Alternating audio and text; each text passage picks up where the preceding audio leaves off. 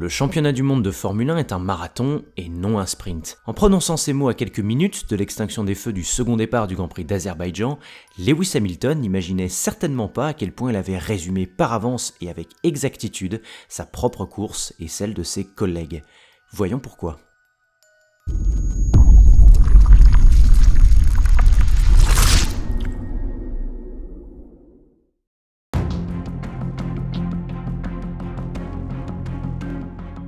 « 23 courses réparties sur 9 mois et entre lesquelles viennent s'intercaler un travail quotidien avec les mécanos, les ingénieurs, les coachs sportifs et les médias.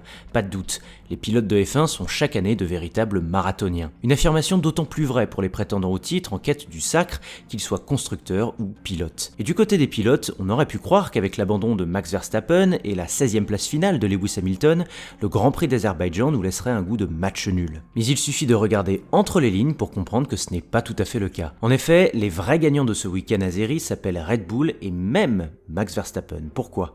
Car malgré une victoire qui est littéralement passée sous le nez du néerlandais à 5 tours de la fin suite à une explosion malheureuse de son pneu arrière gauche, Max sait. Oui, il sait que sans ce coup du sort, une victoire lui tendait les bras. Il sait que sa monture s'est montrée supérieure à la Mercedes sur deux tracés certes atypiques mais néanmoins très différents, à savoir Monaco et Bakou. Il sait que son allié Sergio Pérez monte en puissance et est désormais capable de le suppléer pour prendre des points à son rival lorsque l'occasion se présente.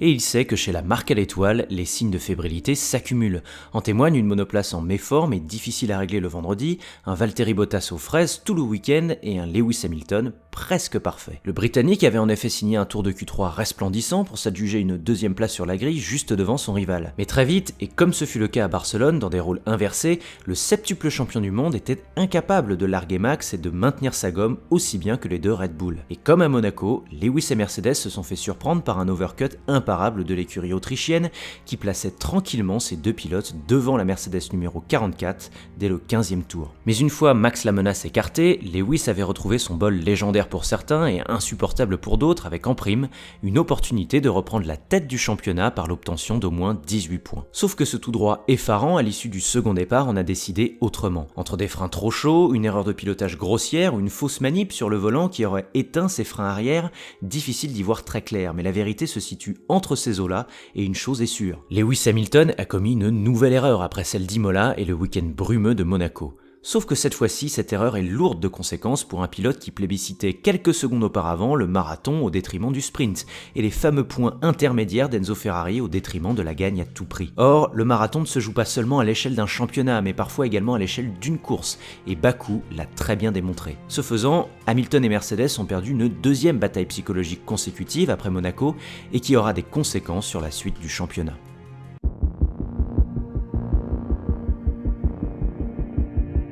Sergio Pérez, Sébastien Vettel et Pierre Gasly. Bakou a donc récompensé les marathoniens qu'une voiture de sécurité, un restart, un drapeau rouge et un second départ n'ont absolument pas ébranlé. Alors il est certes évident que la première victoire de Pérez chez Red Bull n'aurait jamais été possible sans l'abandon de son chef de file.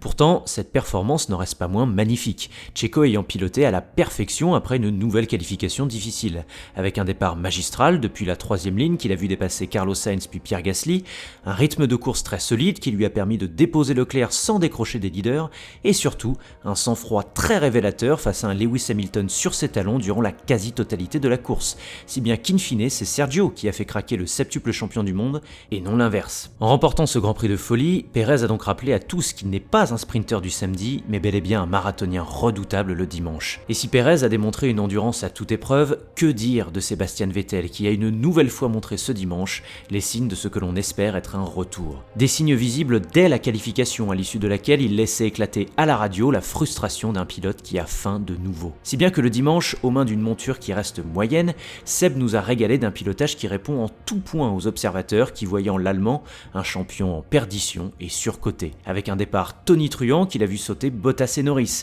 un premier relais une nouvelle fois exceptionnel en pneu tendre qui lui a permis de prendre le commandement provisoire 4 tours durant et de ressortir devant Alonso, Tsunoda et Sainz, suivi d'une relance sublime au cours de laquelle il surprend Charles Leclerc puis Pierre Gasly, et une fin de course qui lui permet de saisir 2 opportunités qui se sont offertes à lui pour monter sur la 2e marche du podium que certains de ses pairs n'ont pas manqué de féliciter. La P2 est certes une surprise, mais la performance du quadruple champion du monde a été magistralement construite de bout en bout, ce qui montre qu'après Monaco, il va falloir compter avec une équipe Aston Martin en progrès pour dynamiter un peloton déjà riche. Derrière, Pierre Gasly a dû se démener pour aller chercher son 3e podium en Formule 1, et à l'instar des 2 pilotes qui l'ont précédé, son marathon a de quoi forcer l'admiration. D'une part, car Pierre a dû composer durant près de 20 tours avec des pertes de puissance récurrentes qui l'ont pénalisé sur la grande ligne droite de départ-arrivée. Et d'autre part, car son abnégation face à son ami et rival Charles Leclerc durant la course finale a montré le jusqu'au boutisme du pilote français, qui récompense AlphaTauri d'un beau podium après tant d'occasions manquées en début de saison. Et derrière ces pilotes du jour, Leclerc a fait ce qu'il a pu avec ce qu'il avait, montrant par la même occasion que malgré sa pole magnifique teintée de revanche après Monaco, son cheval cabré est davantage une monture de sprint que de marathon. Même constat chez Alpine, même si cette fois-ci c'est le marathonien Alonso qui a compensé ses difficultés du début de course grâce à un 2e départ anthologique qui lui offre une 6e place inespérée derrière un autre rescapé, Lando Norris.